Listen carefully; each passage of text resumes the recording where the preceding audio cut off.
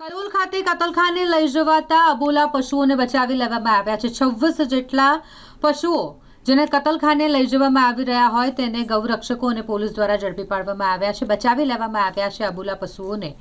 Ahmedabad Mehsana Kalol bus stand highway પર જીવદયા પ્રેમીઓ દ્વારા આ એક સરાહનીય કામગીરી કરવામાં આવી છે।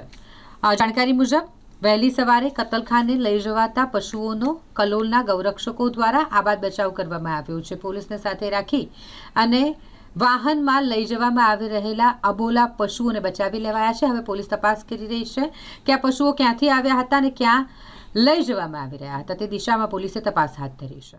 અમારી કલ્પેશભાઈ કપૂરભાઈ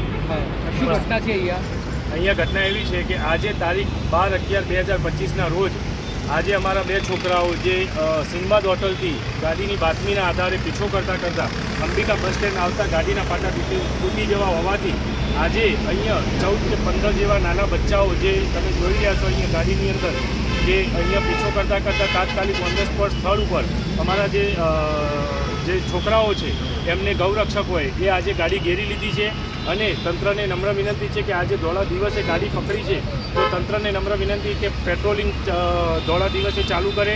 બીજી વસ્તુ એ છે કે તંત્રને બહુ જાગૃત થવા વિનંતી કે તમે આજે માની લો કે તમે સવારના 11-12 વાગ્યાથી જો ગાડીઓ આ રીતે ફરતી હોય તો તંત્ર શું કરી રહ્યું છે? ક્યાં જતી હતી આ ગાડી?